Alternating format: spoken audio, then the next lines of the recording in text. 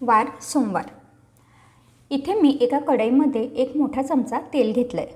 तेल चांगलं गरम झालं की त्यानंतर याच्यात एक मूठ भरतील एवढे शेंगदाणे टाकून घेतले. आता हे शेंगदाणे छान खरपूस होईपर्यंत तळून घेते. हे पहा, शेंगदाणे छान तळून झाले. आता अर्धा चमचा मोहरी आणि एक चमचा जिरं टाकलं. जिरं मोहरी चांगले तडतडले. त्यानंतर याच्यात एक मोठ्या आकाराचा कांदा बारीक चिरून टाकला. हा कांदा थोडासा परतून घेतला, खूप जास्त परतायचा नाही. हे पहा, थोडा परतून झाला. लगेच याच्यात चिमूटभर हिंग घातलं आणि त्यानंतर एक मध्यम आकाराचा बटाटा साल काढून बारीक चिरून घेतला होता आणि ह्या बटाट्याच्या फोडी या कांद्यासोबतच आपल्याला परतून घ्यायच्यात. कांदा आणि बटाटा एका वेळी परतायचे आणि लवकर परतले जावे ह्यासाठी यामध्ये थोडंसं मीठ टाकून घेतलं आणि आता हे छान परतून घेते. कांदा आणि बटाटा 2-3 मिनटं परतून झाल्यानंतर मी याच्यात एक छोटासा टोमॅटो टाकून घेतला. टोमॅटोसुद्धा बारीक चिरून घ्यायचा आणि हे सगळं झाकण ठेवून छान शिजवून घ्यायचं. बटाटा अगदी व्यवस्थित शिजला पाहिजे इथपर्यंत आपल्याला हे झाकण ठेवून शिजवून घ्यायचं आहे. मध्यम गॅसवरती किंवा मंद गॅसवरती शिजवायचं. पाण्याचा शक्यतोवर वापर करायचा नाही. आता हे पहा, एक 2-3 मिनटं झाकण ठेवून शिजवून घेतल्यानंतर बटाटा छानपैकी शिजलेला आहे आणि बारीक असे पातळ काप केले तर बटाटा लवकर शिजतो. चला आता याच्यात काही मसाले टाकून घेऊ. सगळ्यात आधी तर अर्धा चमचा हळद, 1 चमचा मी इथे बॅडगे लाल तिखट टाकून घेतलं आहे. त्यानंतर मी पोहे भिजवून ठेवलेले होते. आपण नेहमीप्रमाणे जसे पोहे भिजवतो त्याच पद्धतीने पोहे चाळून घेतले आणि चाळणीमध्ये धुवून ते भिजत ठेवले होते. पोहे ह्या फोडणीमध्ये घातले, चवीप्रमाणे मीठ घातलं, 1 चमचा साखर घातली आणि आता हे सगळं चांगलं एकजीव करून घेते. हे पहा, हे सगळं छान एकजीव झालं. फोडणी जी आहे ती सगळं पोहेनं व्यवस्थित लागले पाहिजे इथपर्यंत एकजीव करायचं. पण हो, हलक्या हाताने मिक्स करायचं जेणेकरून आपले हे जे पोहे आहेत हे तुटणार नाहीत. चला आता थोडीशी कोथिंबीर टाकून घेऊ आणि त्यानंतर थोडंसं पाणी मी या पोह्यांवरती असं शिंपडून घेतलं. वरून झाकण ठेवलं आणि लो फ्लेमवरती अगदी 5 मिनटं त्यापेक्षाही कमी एक वाफ काढून घेतली. पोह्यांना छान वाफ बसलेली आहे. त्यानंतर मी यामध्ये छान लिंबाचा रस टाकून घेतलेला आहे. साधारण अर्धा लिंबू होता. तुम्ही हवं तर तुमच्या आवडीप्रमाणे लिंबाचा रस टाकला किंवा नाही टाकला तरी चालेल. चला पुन्हा एकजीव करू आणि इथे हे छान असे बटाटा पोहे ते सुद्धा लाल तिखटाचे तयार झालेत. एकदा जरूर बनवून पहा, खूप छान लागतात आणि झटपट बनतात. वार मंगळवार. इथे मी सोयाबीन घेतलेत. तर साधारण 1 कप हे सोयाबीन होते. हे रात्रभर भिजत घातले होते आणि भिजल्यानंतर हे पहा असे तयार झालेत. सोयाबीन म्हणजे असे चवळीसारखे दिसतात. चला आता आपण आज सोयाबीनची उसळ बनवणार आहोत. त्यासाठी कुकरमध्ये 1 चमचा तेल घेतलं. तेल गरम झाल्यानंतर त्यात अर्धा चमचा मोहरी, अर्धा चमचा जिरं, 8 ते 10 कढीपत्त्याची पानं आणि एक मध्यम आकाराचा कांदा बारीक चिरून टाकून घेतला. आता हे सगळं चांगलं परतून घ्यायचं. कांदा सोनेरी रंगावरती परतला गेला की त्यानंतर याच्यात आपल्याला अर्धा चमचा हळद, 1 चमचा लाल तिखट आणि थोडासा हिंग घालायचा आहे. हे सगळंसुद्धा मी छान परतून घेतलं. आता हे मसाले छान व्यवस्थित परतले गेले की त्यानंतर मी याच्यात एक छोटासा टोमॅटो बारीक चिरून टाकून घेतला आणि सोबतच थोडीशी कोथिंबीरसुद्धा टाकली आहे. चला आता हे सुद्धा छान एकजीव करून घेऊ. फोडणी छान एकजीव झालेली आहे. आता आपण जे सोयाबीनचे दाणे भिजवून ठेवलेले होते हे दाणे याच्यात टाकायचे. तर सोयाबीन 1 कप सोयाबीन होते जे मी व्यवस्थित धुवून घेतले होते आणि सोयाबीन बुडतील त्यापेक्षा थोडं जास्त पाणी त्याच्यात घातलं होतं आणि रात्रभर झाकून ठेवले होते. त्यानंतर दुसऱ्या दिवशी 2-3 पाण्याने ते स्वच्छ धुवून घेतले होते. आता 1 कप सोयाबीनसाठी अर्धा कप पाणी घातलं आणि त्यानंतर कुकरचं झाकण बंद करून मोठ्या गॅसवरती 2 शिट्ट्या आणि मंद गॅसवरती 1 शिट्टी करून घेतली. हे पहा, आता कुकर थंड झाल्यानंतर उघडून पाहिलं, सोयाबीन छान शिजलेले आहेत. तुम्हाला यापेक्षा जास्त शिजवायचे असेल तर शिजवू शकतात. सोयाबीनची उसळ तयार आहे. इथे मी एका मिक्सरच्या भांड्यात काही पोळींचे काप घेतलेले आहेत. तर पोळ्या अशा पद्धतीने थोड्याशा चुरून घ्यायच्या आणि मग मिक्सरच्या भांड्यात टाकायच्या. तर इथे मी साधारण 4 ते 5 पोळ्या घेतलेल्या आहेत. आता हे मिक्सरमधनं मी वाटून घेते. काही जणांना हे थोडं जाडसर असं आवडतात किंवा काही जणांना अगदी बारीक याचा जो चुरा आहे तो आवडतो. तर मला असं बारीक वाटलेली आवडते पोळी, त्यामुळे मी बारीक वाटून घेतलं आहे. तुम्हाला हवं तर थोडं जाडसरसुद्धा वाटून घेऊ शकतात. आता एका कढईमध्ये एक मोठा चमचा तेल गरम करून घेतलं. त्यात 2-3 चमचे शेंगदाणे टाकून घेतले. पाव चमचा मोहरी आणि पाव चमचा जिरं टाकून घेतलं. त्यासोबतच आपल्याला याच्यात कांदा टाकून घ्यायचा आहे. सुरुवातीला 8-10 कढीपत्त्याची पानं आणि एक मध्यम आकाराचा कांदा बारीक चिरून टाकून घेतला. आता हा कांदा आपल्याला मध्यम गॅसवरती छान परतून घ्यायचा आहे. सोनेरी रंगावर येईल इथपर्यंत कांदा परतून घ्यायचा, म्हणजे कांद्याचं जे कच्चंपण आहे ते निघून जातं. हे पहा, कांदा छान परतून झालेला आहे. आता याच्यात आपण काही मसाले टाकून घेऊ. तर सुरुवातीला टाकून घेतला आहे हिंग, त्यानंतर अर्धा चमचा हळद आणि अर्धा ते 1 चमचा लाल तिखट, किंवा आपल्याला आवडत असेल त्या प्रमाणात लाल तिखटाची क्वांटिटी आपण कमी जास्त करू शकतो. तुम्हाला हवं तर याच्यात गरम मसाला किंवा किचन किंग मसालासुद्धा ॲड करू शकतात, पण फक्त लाल तिखट आणि हळद ह्याच्याने सुद्धा हे खूप छान लागतं. आता हे छान एकजीव झालं की मग याच्यात अर्धा किंवा 1 मध्यम आकाराचा टोमॅटो बारीक चिरून टाकून घेतला. टोमॅटो छान परतून झालं की 1 ते 1.5 चमचा साखर टाकून घेतली. साखर ऑप्शनल आहे, पण तरी मी सजेस्ट करेल की साखर या चिवड्यामध्ये किंवा या उपम्यामध्ये वापरा, खूप छान टेस्ट लागते. आता याच्यात आपण जो पोळीचा चुरा तयार करून घेतला होता तो टाकून घेतला. चवीपुरता मीठ टाकून घेतलं आणि आता हे सगळं छान एकजीव करून घ्यायचं आहे. हे पहा, हे छान एकजीव झालेलं आहे. 2-3 मिनटं मध्यम गॅसवरती हे चांगलं परतून घेतलं. आता हे परतून झाल्यानंतर थोडंसं कोरडं वाटतं आहे, तर याच्यावर आपण पाणी टाकून घेऊ.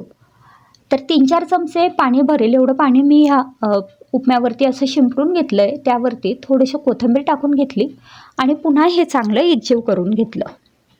आता याच्यात आपण पाणी टाकून घेतलं आहे, तर याची आपल्याला एक वाफ काढून घ्यायची आहे. तर झाकण ठेवायचं आणि 5 मिनटं अगदी मंद गॅसवरती हे जो उपमा आहे तो वाफवून घ्यायचा, जसं आपण पोहे किंवा आपला रव्याचा उपमा वाफवतो अगदी तसा. तर हे पहा, 5 मिनटानंतर आपला जो उपमा आहे तो आता छान खमंग असा तयार झालेला आहे आणि हा उपमा खूप छान लागतो. काही जण याला चिवडा म्हणतात, आमच्याकडे याला चुरमा म्हटला जातो. इथे मी कणकेचा एक छोटा गोळा घेतला आहे. त्याला पीठ लावून याचीसुद्धा आपल्याला एक पोळी लाटून घ्यायची. ही पोळी लाटत असताना पूड बनवायची आवश्यकता नाही आहे, साधीच ही आपल्याला गोल अशी पोळी लाटून घ्यायची. तर हे पहा, पोळी लाटून झालेली आहे. आता याच्यावरती मी 2 चमचे साजूक तूप टाकून घेतलं. हे तूप ह्या पोळीला पसरवून घेतलं. त्यानंतर याच्यावर 2 चमचे पिठी साखर टाकून घेतली आणि ही पिठी साखर देखील ह्या पोळीवरती पसरून घेतली. जर पिठी साखर नसेल तर इथे आपण आपली साधी साखरसुद्धा वापरू शकतो.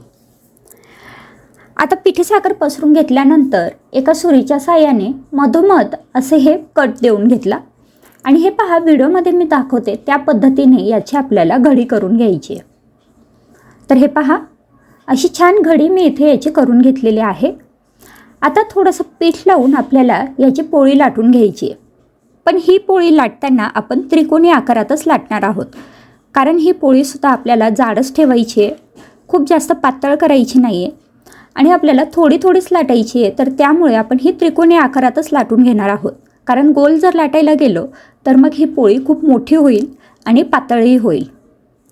हे पहा, पोळी लाटून झालेली आहे. आता ही पोळी भाजून घेऊ.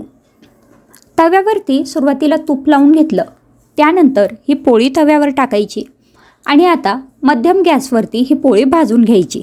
मिडियम टू हाय फ्लेमवरती आपण ही पोळी भाजणार आहोत. ही पोळी भाजताना ही जी साखर आहे ती थोडीशी वितळते आणि तव्याला थोडीशी चिटकते, पण काही हरकत नाही, यावरती तूप टाकायचं आणि ही पोळी छान भाजून घ्यायची. आता ही अशी पोळी तुम्ही मुलांना डब्यासाठी सुद्धा देऊ शकतात किंवा आपल्या रोजच्या नाश्त्यासाठी सकाळी करू शकतात. चवीला खूप छान लागते आणि झटपट अशी तयार होते. अगदीच आधीमध्ये कधी गोड खाण्याची इच्छा असेल तर तेव्हासुद्धा आपण अशी ही पोळी तयार करून घेऊ शकतो. अगदी बिस्किटसारखी खुसखुशीत तयार होते, कारण आपण ह्याच्यात तूप टाकलेलं आहे आणि सोबतच आपण वरूनसुद्धा ही भाजत असताना आवश्यकतेप्रमाणे तूप सोडून घ्यायचं, म्हणजे ही पोळी छान खरपूस भाजली जाते. इथे मी एक कढई घेतली, त्यामध्ये एक मोठा चमचा तेल टाकून घेतलं. आता याच्यात साधारण पाव वाटी भरतील किंवा मुठभर भरतील एवढे शेंगदाणे टाकले आणि हे शेंगदाणे आपल्याला मंद गॅसवरती छान खरपूस असे तळून घ्यायचे. हे पहा, मंद गॅसवरती तळायचे म्हणजे छान आतूनही तळले जातात. मोठ्या गॅसवर तळले तर उगाचच ते करपतात आणि छान तळलेही जात नाही. शेंगदाणे तळून झाले की ते बाजूला काढून घ्यायचे. आता शिल्लक असलेल्या तेलातच पाव चमचा मोहरी टाकली. मोहरी छान तडतडू दिली. त्यानंतर याच्यातच पाव चमचा जिरं टाकायचं आहे. आता जिरं मोहरी चांगले तडतडले की त्यानंतर याच्यात आपल्याला बारीक चिरलेला कांदा टाकून घ्यायचा आहे. एक छोटा कांदा बारीक चिरून घेतला होता आणि त्यासोबत 5-6 कढीपत्त्याची पानं पण टाकून घेतली. आता हा कांदा थोडासा सोनेरी होईल इथपर्यंत परतून घेतला. हे पहा, कांदा चांगला परतून झाला आहे. आता याच्यात काही मसाले ॲड करू. तर सगळ्यात आधी पाव चमचा हळद, त्यासोबतच 1 चमचा लाल तिखट. तिखट आपल्या आवडीप्रमाणे कमी जास्त करू शकतो. आणि पाव चमचा मी इथे गोडा मसाला टाकला आहे. आता ह्या गोड्या मसाल्याऐवजी तुम्ही इथे पावभाजी मसाला किंवा गरम मसाला किंवा मटण मसाला कुठलाही मसाला ॲड करू शकतात. आता मसाला टाकल्यानंतर हे चांगलं परतून घेतलं. आता त्यानंतर याच्यात आपल्याला टोमॅटो टाकून घ्यायचा आहे. तर एक छोटा टोमॅटो बारीक चिरून इथे टाकला. टोमॅटो पूर्णपणे ऑप्शनल आहे, नाही टाकला तरी चालेल. आता टोमॅटो टाकल्यानंतर थोडीशी कोथिंबीर टाकायची आणि पुन्हा एकदा छान परतून घ्यायचं. आता कोथिंबीर फोडणीमध्ये घातली तरी चालते किंवा तुम्ही वरून टाकली तरी चालेल, पण मी निम्मी कोथिंबीर फोडणीमध्ये घालते आणि बाकीची निम्मी कोथिंबीर वरून टाकते. तर हे पहा, आता फोडणी आपली तयार आहे. याच्यात आता भात टाकून घेऊ. तुम्ही इथे शिल्लक असलेला भातही वापरू शकतात. आपण ज्याला शिळा भात म्हणतो तोही वापरू शकता किंवा गरम भात असेल त्याचासुद्धा हा फोडणीचा भात तुम्ही बनवू शकता. भात टाकल्यानंतर चवीपुरता मीठ टाकायचं आणि आता हे सगळं चांगले एकजीव करून घ्यायचं. आता हा भात परतत असताना शक्यतो हाय फ्लेमवरती परतायचं म्हणजे खूप छान परतला जातो. आता हे पहा, भात इथे परतून झाला आहे. ह्याच्यावरती झाकण ठेवू आणि गॅसची फ्लेम आता कमी करायची. आता लो फ्लेमवरती 2-3 मिनटं हा भात फक्त वाफून घ्यायचा. हे पहा, ह्या भाताला छान वाफ फिरली की गॅस बंद करायचा आहे. हे मी सगळं पुन्हा एकदा एकजीव करून घेतलं. आता गॅस बंद केला आहे. आपला हा भात इथे तयार आहे. आता हा भात तयार झाला की जेव्हा आपण हा भात वाढायला घेऊ तेव्हा याच्यात हे शेंगदाणे टाकायचे. पोहेंमध्ये सुद्धा असं आपण ऐनवेळी हे तळलेले शेंगदाणे टाकले ना की खूप छान खमंग अशी चव लागते. तर हे पहा, भातावरती आपण शेंगदाणे टाकून घेतले आणि आपला हा फोडणीचा भात तयार झाला. हा पदार्थ बनवण्यासाठी इथे मी घेतला आहे अर्धी जुडी पालक. पालक स्वच्छ निवडून घ्यायचा, धुवून घ्यायचा आणि त्यानंतर अगदी बारीक असा चिरून घ्यायचा. हे पहा, तुम्ही बघू शकतायत इथे मी पालक छान चिरून घेतला आहे. आता याच्यात आपल्याला 1 कप भरेल एवढं ज्वारीचं पीठ टाकून घ्यायचं आहे. हे पहा, इथे हा अर्धा कप आणि हा पुन्हा अर्धा कप, मी इथे मेजरिंग कप वापरला आहे. तर एकूण 1 कप एवढं मी इथे ज्वारीचं पीठ टाकलं आणि त्यानंतर अर्धा कप मी इथे जे आपलं गव्हाचं पीठ असतं ते टाकून घेतलं आहे. चवीपुरता मीठ टाकायचं. त्यानंतर पाव चमचा हळद टाकून घेतलेली आहे. त्यासोबतच 1 किंवा 1.5 चमचा किंवा आपल्या आवडीप्रमाणे आपण इथे लाल तिखट टाकू शकतो किंवा मग हिरवी मिरचीची पेस्टसुद्धा तुम्ही इथे वापरू शकतात. पाव चमचा जिरं, त्यासोबत पाव चमचा ओवा, पाव चमचा धने पावडर आणि 1 चमचा तीळ टाकले. त्यासोबतच 2 ते 3 चमचे आपल्याला याच्यात तेल टाकून घ्यायचं आहे. आता हे सगळं चांगलं एकजीव करायचं. हे पहा, हे छान एकजीव झालं की थोडं थोडं पाणी टाकून आपल्याला याची छान कणिक मळून घ्यायची. खूप जास्त सैल कणिक मळायची नाही, कारण पालक थोड्या वेळाने पाणी सोडायला लागते, तर त्यामुळे आपली कणिक अजून जास्त सैल होऊ शकते. तर हे पहा, मी इथे थोडीशी घट्टसरच कणिक मळून घेतली आहे. आपण जेव्हा हे पराठे लाटायला घेऊ तोपर्यंत ही कणिक अगदी व्यवस्थित सेट होईल. तर कणिक आता व्यवस्थित भिजून झाली. आता लगेचच पराठे बनवायला घेऊ. त्यासाठी इथे कणकेचा एक छोटासा गोळा घेतला.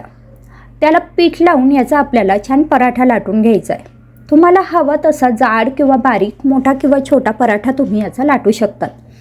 मी इथे थोडासा मध्यम जाडीचा असा हा पराठा लाटून घेते.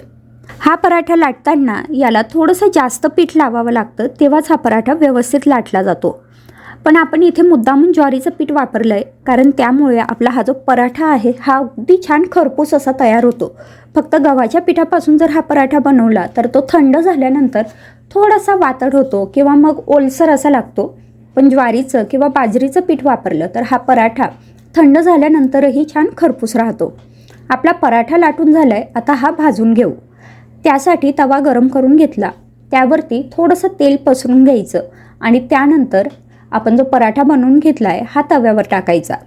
आता मध्यम गॅसवरती हा पराठा छान खरपूस भाजून घ्यायचा, कारण आपण पराठा थोडासा जाड ठेवला आहे तर त्यामुळे याला भाजायला थोडा वेळ लागू शकतो. तर मी इथे मध्यम गॅसवरतीच हा पराठा छान खमंग असा भाजून घेते. हा पराठा भाजत असताना आवश्यकतेप्रमाणे आपण याच्यावरती तेल, तूप किंवा बटर सोडू शकतो. त्यामुळे पराठा छान खरपूस असा तयार होतो. तर हे पहा, इथे मी पराठ्यावर थोडंसं तेल टाकून घेतलं आहे. तेल टाकल्यानंतर पुन्हा हा छान पलटून घेऊ. आता दुसऱ्या बाजूने सुद्धा थोडंसं तेल टाकायचं आणि आता हा पराठा हाय फ्लेमवरती अगदी अर्धा मिनटं त्यापेक्षाही कमी भाजून घ्यायचा. हाय फ्लेमवर सगळ्यात शेवटी भाजायचा, फक्त याला रंग छान यायला पाहिजे यासाठी. आता हा पराठा बाजूला काढल्यानंतर असा जाळीवर ठेवायचा, म्हणजे हा ओलसर होणार नाही. आणि ह्याच पद्धतीने मी बाकी सगळे पराठे छान भाजून घेते. इथे मी 5 ते 6 उकडलेले बटाटे घेतले. हे बटाटे आपल्याला अशा पद्धतीने कुस्करून घ्यायचे. बटाटे इथे कुस्करून झालेत. आता याच्यात आपल्याला टाकून घ्यायचं आहे एक छोटी शिमला मिरची, एक छोटा बारीक चिरलेला टोमॅटो, चवीपुरता मीठ, अर्धा चमचा लाल तिखट, अर्धा चमचा चाट मसाला, अर्धा चमचा धने पावडर किंवा गरम मसाला, थोडीशी बारीक चिरलेली कोथिंबीर. आता हे सगळं छान एकजीव करून घ्यायचं आहे. यात तुम्ही तुमच्या आवडीनुसार अजून भाज्या ॲड करू शकतात. आता इथे मी ब्रेडचे स्लाइस घेतलेले आहेत, त्याला अशा पद्धतीने टोमॅटो सॉस लावून घेतला आहे. टोमॅटो सॉस लावून झालं की त्यानंतर आपण जे बटाट्याचं सारण बनवून घेतलं होतं ते ह्या ब्रेडवरती आपल्याला टाकून घ्यायचं आहे आणि ह्या पद्धतीने सगळ्या बाजूने ते व्यवस्थित स्प्रेड करून घ्यायचं आहे. आता याच्यावरती आपल्याला चीज किसून घ्यायचं आहे. आवडत असेल तर याच्यावर आपण ही चीज किसू शकतो, नाहीतर डायरेक्ट याच्यावर दुसरा ब्रेड ठेवला तरी चालेल. आता दुसऱ्या ब्रेडच्या स्लाइसला सुद्धा मी अशा पद्धतीने टोमॅटो सॉस लावून घेतलं आहे. आता हे सँडविच इथे तयार आहे, याला आता आपण थोडंसं भाजून घेऊ. त्यासाठी तव्यावरती मी अशा पद्धतीने थोडंसं बटर टाकून हे सँडविच भाजून घेते. सँडविच नाही भाजलं तरीसुद्धा असंही ते छानच लागतं, पण भाजून घेतलं तर याची चव अजून छान लागते. तर हे पहा, मध्यम गॅसवरती दोन्ही बाजूंनी अगदी 2 मिनटं फक्त मी हे सँडविच भाजून घेतलेलं आहे आणि आपलं हे छान सँडविच तयार झालेलं आहे.